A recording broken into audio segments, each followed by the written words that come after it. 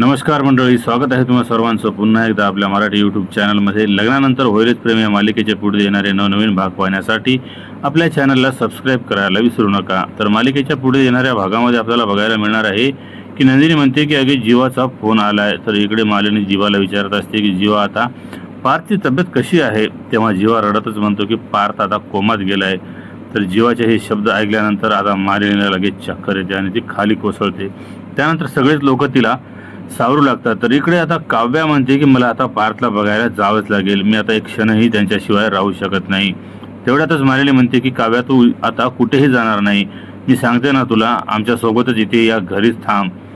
तर काव्या हे रागवत म्हणते की काय चाललंय मालिनी काकू तुमचं, पार्थ माझा नवरा आहे आणि मी त्यांना बघायला जाणारच. मालिनी म्हणते की हे सगळं तुझ्यामुळे झालंय आणि तू त्याला बघायला जाऊन आता नवीन नाटक कोणतं करणार आहेस.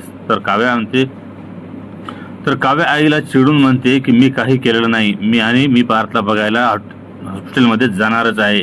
त्यानंतर काव्या तिथून निघून जाते. तेवढ्यातच मालिनी म्हणते की तुला पार्थची शपथ आहे, जर तू हे घर सोडलं तर तू पार्थला बघणं तर सोड, त्याला तू भेटू सुद्धा शकत नाहीस. तर मालिनीने आता काव्याला पार्थची शपथ दिल्यामुळं तिला हॉस्पिटलमध्ये जाता येत नाही. तर मित्रांनो, पार्थ कोमामध्ये गेल्यामुळे मालिकेत आता खूप मोठं नवीन ट्विस्ट आलेला आहे. काय आता काव्या पार्थला बघायला जाणार नाही, न गेल्यामुळे पार्थच्या मनात काही संशय वळवतो का, की आता पार्थची शपथ काव्याला किती वेळ थांबू शकेल, हे आता येणाऱ्या पुढील भागामध्येच आपल्याला बघायला मिळणार आहे. त्यासाठी येणारे नवनवीन जे भाग आहेत हे पाहायला विसरू नका. आणि हा जर व्हिडिओ आवडला तर व्हिडिओला लाईक आणि चॅनलला सबस्क्राईब करायला विसरू नका.